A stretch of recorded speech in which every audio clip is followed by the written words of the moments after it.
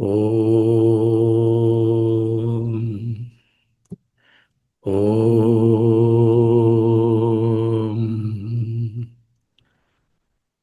ఓం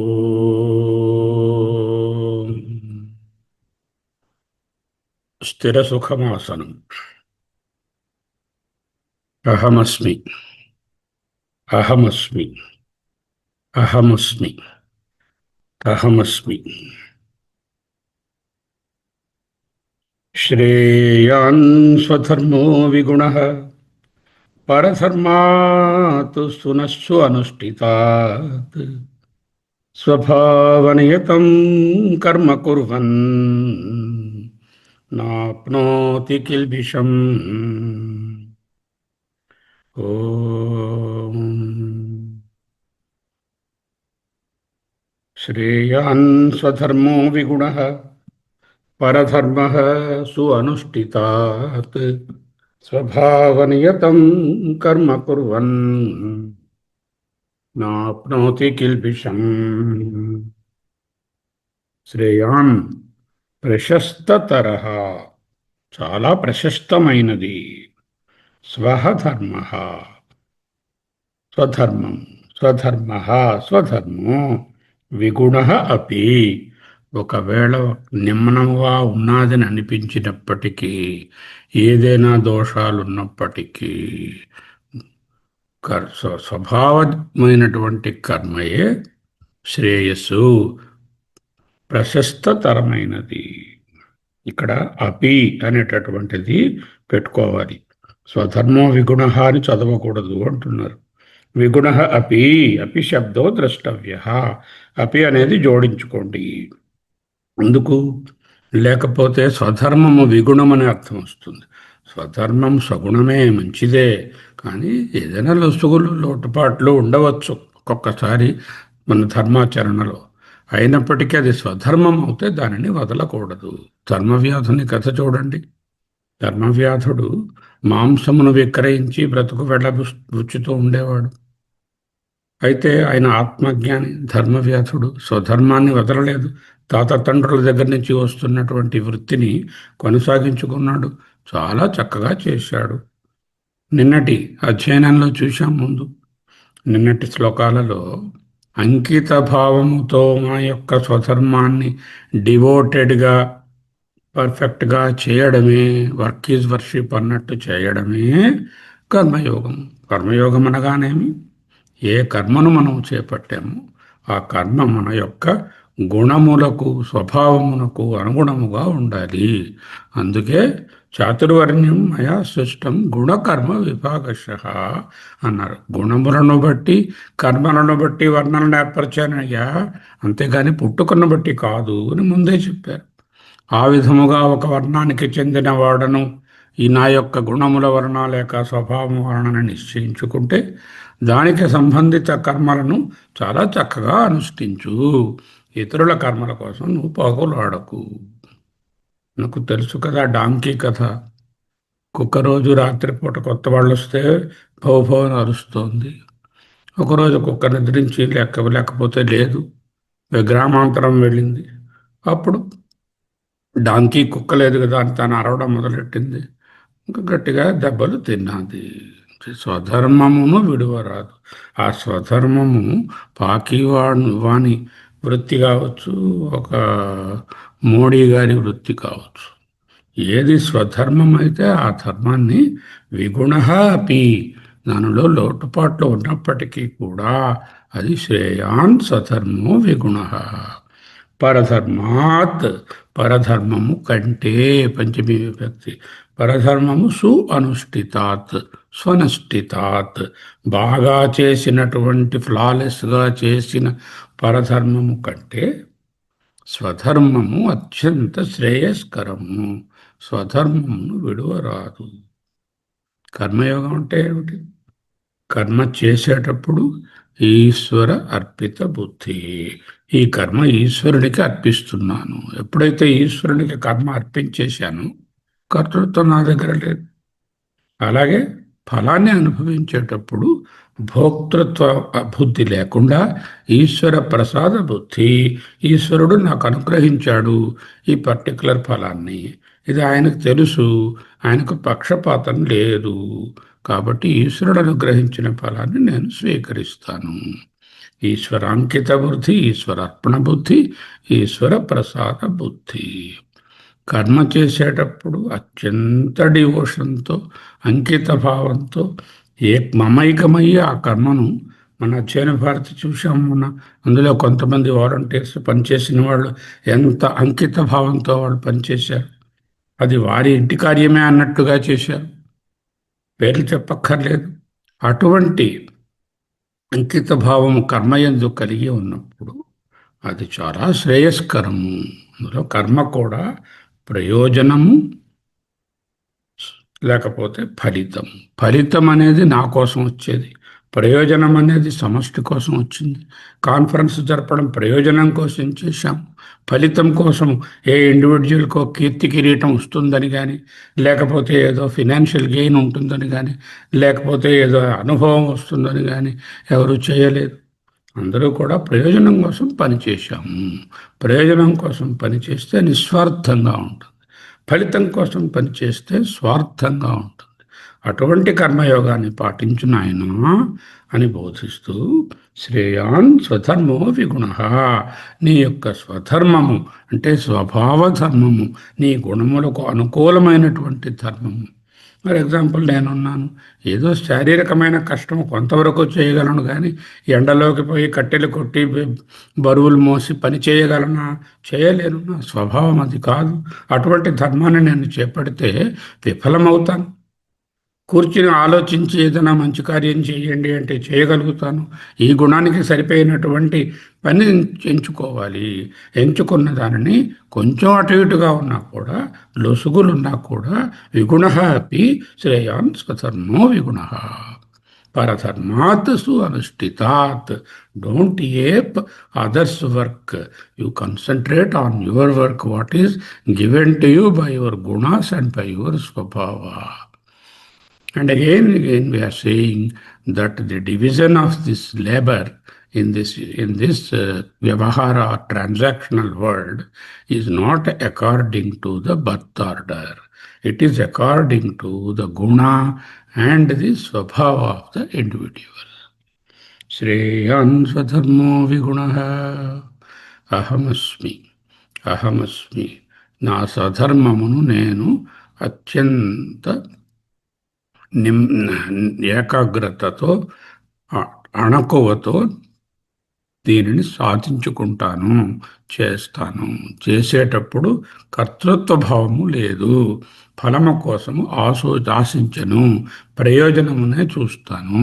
ఆ ప్రయోజనము కూడా ఈశ్వర ప్రసాద బుద్ధితోనే స్వీకరిస్తాను. ఇదే కర్మయోగం. Again he is adding one more thing. Second line.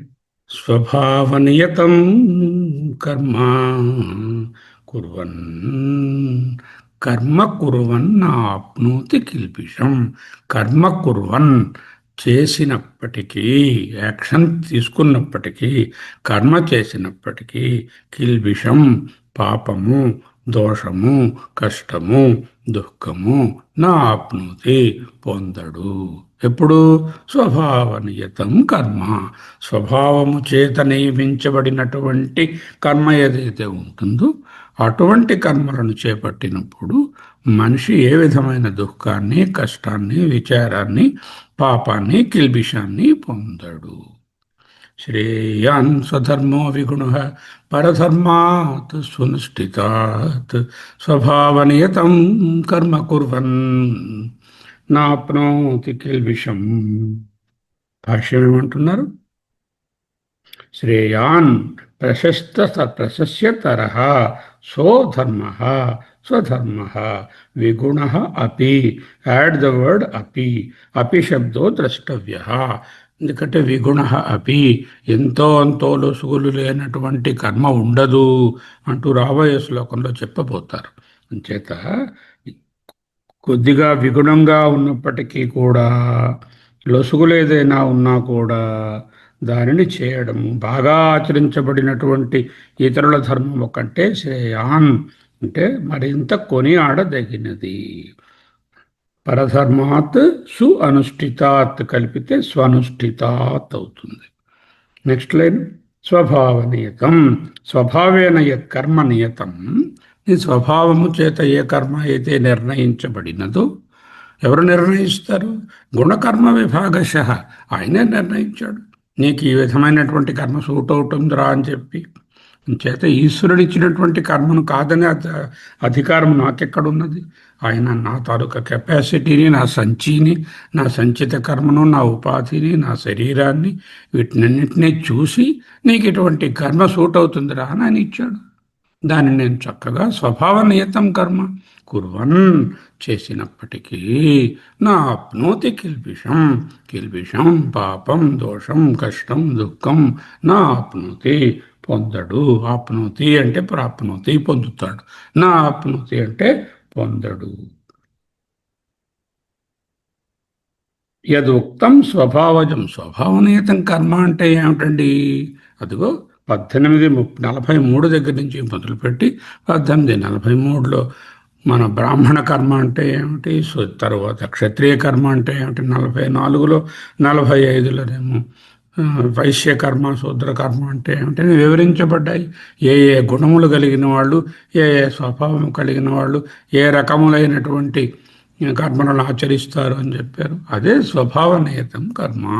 Go back and refer to 1843 to 45. This is the 47th verse. ఇది యద్యేవ ఉక్తం స్వభావనియతం. ఏది స్వభావనియతం అన్నది అక్కడ చెప్పబడినది అన్నారు భాష్యంలో. యథా ఎందువలన? స్వధర్మము మనను బాధించదు, పరధర్మము అధికంగా బాధిస్తుంది. ఇప్పుడు ఒక ఎగ్జాంపుల్ తీసుకోండి. ఆల్కహాల్ తయారు చేయడానికి వి యూజ్ ఈస్ట్ అనే క్రిమిని వాడతాం. అది బ్రూ చేసేటప్పుడు కొన్ని బ్యాక్టీరియా అందులో యాడ్ చేస్తాం. ఆ బ్యాక్టీరియా యాడ్ చేస్తే ఆల్కహాల్ బాగా పులిసి అది ఆ షుగర్ సిరప్ ఆల్కహాల్గా మారుతుంది. ఈ విధముగా మారేటప్పుడు ఆ క్రిములు ఆల్కహాల్లోనే ఉంటాయి. కానీ ఆల్కహాల్ చేత ఏ విధముగా విషపూరితం కావు. అదే ఆల్కహాల్ మనం తీసుకుంటే చచ్చిపోతాం. చేత ఎవరైతే ఏ స్వభావానికి ఏదైతే నియమించబడినదో అది విగుణమైనా కూడా అది శ్రేయస్కరమే. పరధర్మము శ్రేయస్కరము కాదు. ఓకే. యథా, అదే ఆయన ఉదాహరణ రాస్తున్నారు, నేను అనుకున్నదే. యథా విషజాతస్యైవ కృమే విషం న దోషం కరం. విషజాతమైనటువంటి క్రిమి దానికి విషం న దోషకరం. విషంలో ఉన్నటువంటి క్రిమికి విషమేమి బాధించదు. ఎందుకంటే ఆ విషం నుంచి పుట్టినటువంటి క్రిమికి విషం బాధించదు. విషదోషకరం. తథా అదే విధముగా స్వభావనియతం కర్మ కుర్వన్ నాప్నోతి కిల్బిషం. స్వభావం ప్రకారముగా చెప్పబడినటువంటి కర్మ ఏదైతే ఉన్నదో విషము నుండి పుట్టినటువంటి క్రిమికి విషము దోషము కాదు కదా, మృతిని తాపాన్ని కలిగించదు కదా.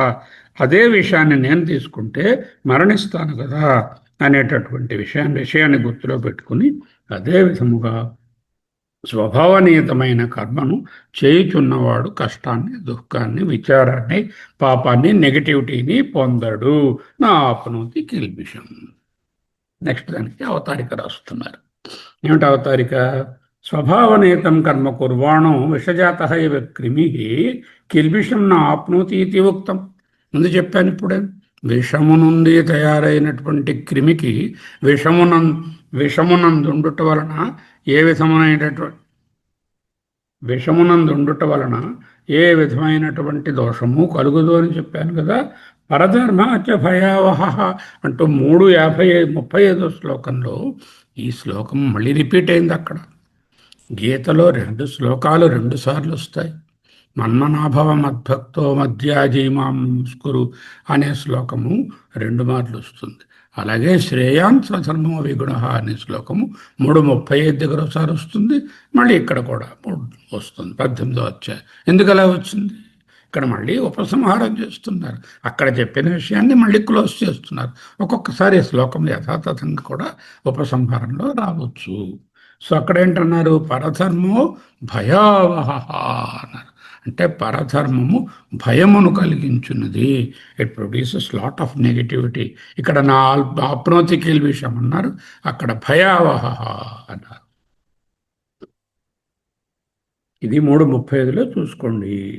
అనాత్మజ్ఞ సహి కశ్చిత్ క్షణమపి అకర్మకృత్ తిష్టతి అని ఇంకొక శ్లోకంలో చెప్పారు, 3:5లో చెప్పారు. ఎవడైతే అనాత్మ విషయాల్లో ఉంటాడో అటువంటి వాడు కశ్చిత్ క్షణమపి, ఏ క్షణమునందైనా కూడా కర్మ చేయకుండా ఉండలేడు అంటూ రాశారు.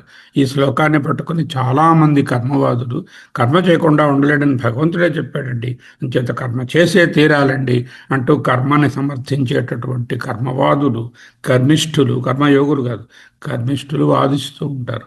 అది ఎవరికరా నాన్న అంటే అజ్ఞానంలో ఉన్న వాళ్ళకు. జ్ఞానంలో ఉన్న వాళ్ళకు కర్మలతో సంబంధం లేదు. సర్వకర్మ పరిత్యాగం చేసిన వారు దేహధారణ కోసము, లోక సంగ్రహము, లోకోపకారము కోసం చేసేటటువంటి కర్మలు తప్ప వారికి సాధారణమైనటువంటి నిత్య నైమిత్తిక ప్రాయశ్చిత్త ఇత్యాది ఏ కర్మలు ఉండవు. They are already excluded from the karma realm and karma fold. Whatever we are talking about the karma is only related to the people who are karmadhikaris. Karmadhikari means the one who is in the anatma bhava. ఆత్మభావంలో ఉన్నవాళ్లకు కర్మలతో సంబంధం లేదు అంటూ చెప్తున్నారు. 48వ శ్లోకం అహమస్మి. ఒక్కసారి లోతుగా గాలి పీల్చుకోండి.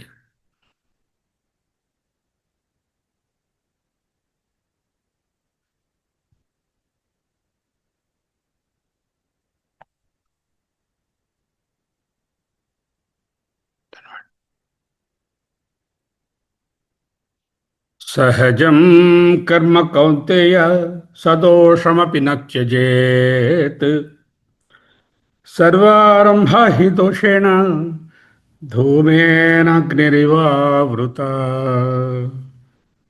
ఓ కౌంతేయ, ఓ సాధకుడా, ఓ మూర్తి, ఓ నాగరత్నమ్మ అని అంటారన్నమాట. కౌంతేయ అంటే అర్జునుడికి చెప్తున్నారని కాదు, మనందరికీ చెప్తున్నారు. కౌంతేయ, సహజం కర్మ అంటే స్వభావమైనటువంటి కర్మను, సహజం అంటే స్వభావమైన కర్మను, సదోషమపి దోషముతో కూడి ఉన్నప్పటికీ నత్యజేత్ విడువరాదు. థియేటర్ ఉంటుంది, డాక్టర్ ఆపరేషన్ చేయడానికి వచ్చారు సర్జన్. ఆ సర్జరీ సక్సెస్ఫుల్ కావాలంటే సర్జన్ గారి స్కిల్ ఎంత అవసరమో, ఎనస్థీషియా వగైరాలు చూస్తున్నటువంటి పారామెడికల్ స్టాఫ్ సర్వీసెస్ అంత అవసరం. ఆ ఫ్లోర్ క్లీన్ చేస్తున్నటువంటి స్వీపర్ సర్వీసెస్ కూడా అంతే అవసరం.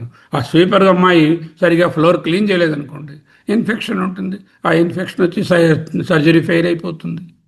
ఇందులో there is no dignity of labour. ఆ ఫ్లోర్ క్లీన్ చేసే అమ్మాయి తాలూకా పని నిమ్నమని, ఆపరేషన్ చేసే డాక్టర్మ తాలూకా వృత్తి చాలా గొప్పదని విచారణ ఎక్కడున్నది? ఏది స్వభావముగా వారు చేస్తున్నారో అది సదోషమపి, కొంచెం దోషం కలిగి ఉన్నదని అయినా కూడా వదలొద్దు. నత్యజేత్. దీనికి 9 పేజీల భాష్యం రాశారు ఈ శ్లోకానికి. ఎందుకు? సెకండ్ లైన్ కోసం. ఏమిటా సెకండ్ లైను?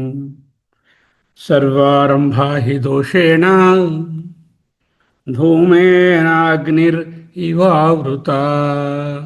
ఎక్కడైనా పొగలేని అగ్ని చూపించగలరా? చూపించలేరు. ఎక్కడ అగ్ని ఉంటే అక్కడ పొగ ఉంటుంది, ఎక్కడ కర్మ ఉంటే అక్కడ దోషం ఉంటుంది. కర్మ దోషం లేని కర్మ ప్రపంచంలో లేదయ్యా అన్నారు వ్యాసతాత గారు. ఆయన పరమాద్వైతి, ఆయనకు తెలియదా? అంచేత ప్రపంచంలో ఎక్కడైనా కర్మ అంటూ యాక్షన్ అంటూ చేస్తే దాంట్లో మిస్గివింగ్స్ ఉంటాయి, ఏదో ఫ్లాస్ ఉంటాయి, కష్టాలు ఉంటాయి, ఫెయిల్యూర్స్ ఉంటాయి, దుఃఖాలు ఉంటాయి. ధూమము లేని అగ్ని వలె దోషము లేని కర్మ ప్రపంచమునందు లేదు. కాబట్టి అయ్యో నేను చేస్తున్నటువంటి పనిలో ఈ దోషాలు ఏర్పడ్డాయి, దీన్ని వదిలి అక్కడ వారేస్తాను అని వెళ్ళిపోకూడదు. ఆ దోషములను కూడా దాటుకుని ముందుకు వెళ్ళడమే మనిషి యొక్క లక్షణం. సరైనటువంటి లక్షణము. ఈ శ్లోకాన్ని గ్రంథి శ్లోకము అంటారు. ఎందుకు?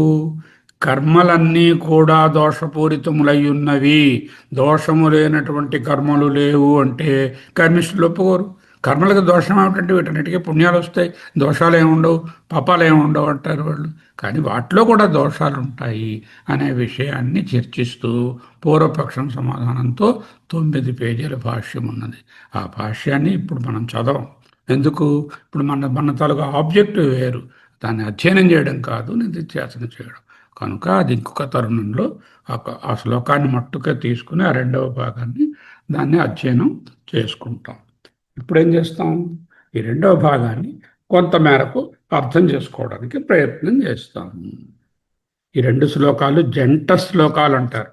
శ్రేయాన్ స్వధర్మో విగుణ పరధర్మాత్ స్వనుష్ఠితాత్ స్వభావనియతం కర్మ కుర్వన్ నాప్నోతి కిల్బిషం. స్వభావనియతం కర్మ కుర్వన్నాప్నోతి విడదీయద్దండి.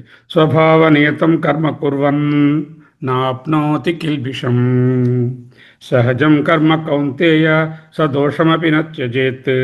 సర్వారంభా హి దోషేణ ధూమేనాగ్నిరివావృతాః. సర్వ ఆరంభములు అన్నారు. ఆరంభం అంటే కర్మ అని అర్థం. ఆరంభం అంటే ప్రారంభించేది అని అర్థం. ఆరంభం అంటే, కానీ ఇక్కడ ఈ కాంటెక్స్ట్లో ఆరంభించినది అంటే కర్మ అని అర్థం. సర్వ ఆరంభ, అన్ని ఆరంభించిన పనులు అంటే కర్మలు. దోషేణ ఆవృత, దోషము చేత ఆవరించబడినవి. ఎలాగా? ధూమేన అగ్నిరివ, ధూమము చేత ఆవరించబడిన అగ్నివలే దోషేణ ఆవృత, దోషము చేత ఆవరించబడి ఉన్నది.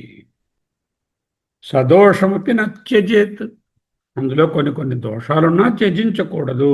ఏ వృత్తి తీసుకున్నా కూడా దాంట్లో కనీసమైనటువంటి దోషం ఎంతో కొంత ఉంటుంది. దాని అంత మాత్రాన్ని ఆ వృత్తిని మనం గడికి ఒకసారి మార్చుకుంటూ పోకూడదు.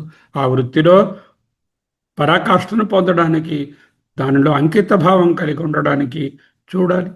ఇప్పుడు ఒక బ్యాంకర్ ఉన్నారు, మూర్తిగారే ఉద్యోగం చేశారు. ఆయన ఉద్యోగం చేసిన నాళ్ళు దాంట్లో ఎంత ఇన్వాల్వ్మెంట్తో మమేకం చెంది చేస్తున్నారో ఆయనకే తెలుసు.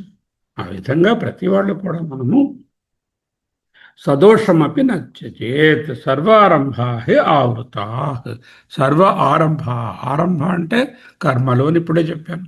ఆవృతా అంటే కూడి ఉన్నవి, ఆవరించబడి ఉన్నవి. దేని చేత ఆవరించబడి ఉన్నవి?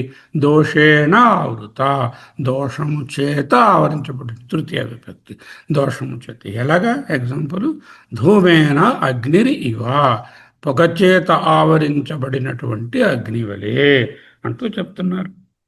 ఏ వృత్తి కూడా ఇది పరిపూర్ణమైన వృత్తి, దీనిలో ఏ దోషాలు ఉండవు, దీన్ని మించినటువంటి వృత్తి అనేటటువంటిది ఉండదు.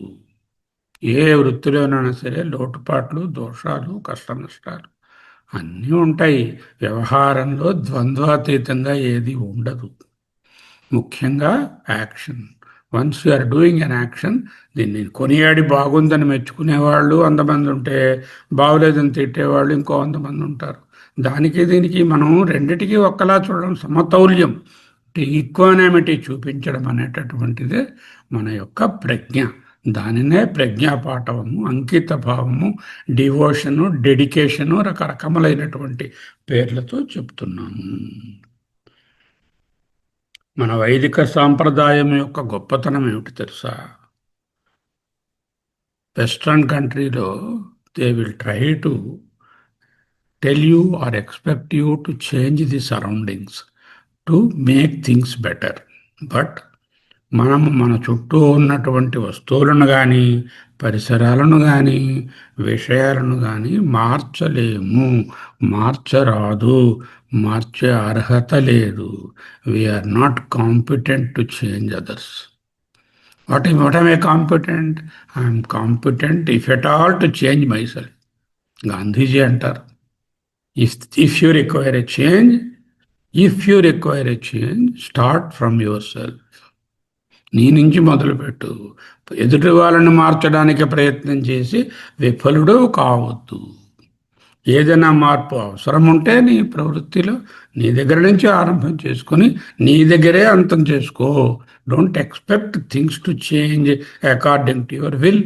Even your children, your wife, husband, situation, office, friends, nobody will change according to your will, and they need not change also. You have no right to ask them to change. అర్హత లేదు మనకి. కాబట్టి మనము మనలోంచే మార్పు తెచ్చుకోగలము. మన మన వృత్తిలో ఉన్న దోషములను పరిగణించి వాటిని వితర్కించుకొని వాటిని తప్పించుకుంటూ నొప్పించుకోకుండా బయటకు రావడమే నిజమైనటువంటి కర్మయోగము. ఈ విధంగా ప్రతి కర్మ కూడా దోషముతో ఆవరించబడి ఉన్నది. సర్వారంభా దోషేణ ఆవృత అన్నారు. ఎలాగా? ధూమేన అగ్నిరివా. ఎక్కడైతే అగ్ని ఉన్నదో అక్కడ పొగ ఉంటుంది.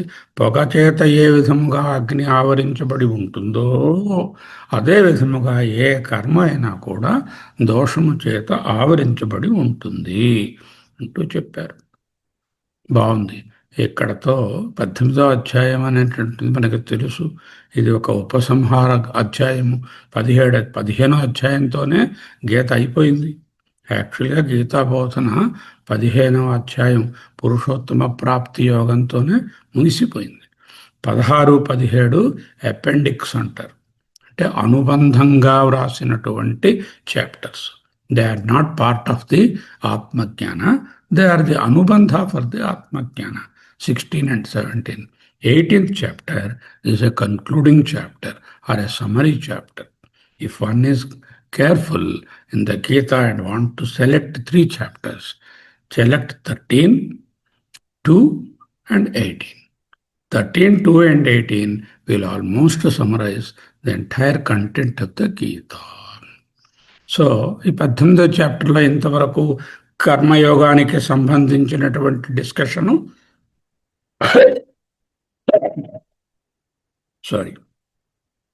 కర్మయోగానికి సంబంధించినటువంటి డిస్కషను కంప్లీట్ అయింది.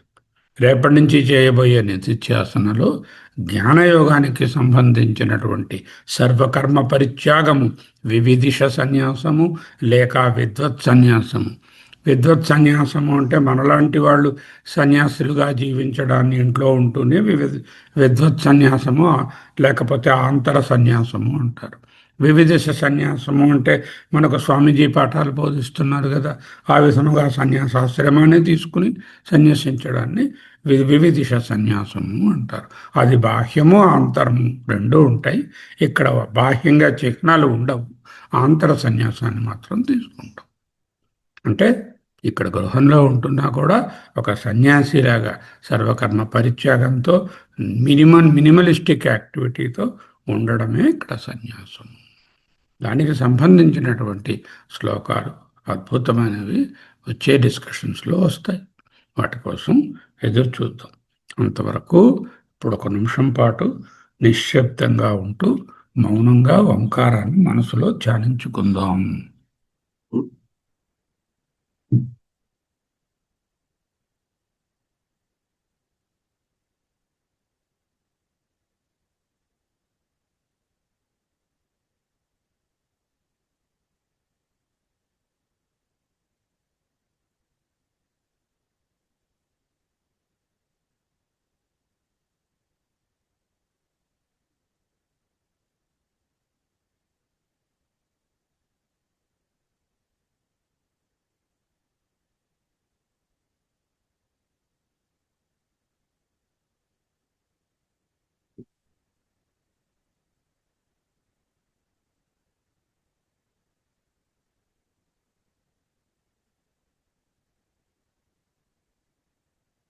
ఓ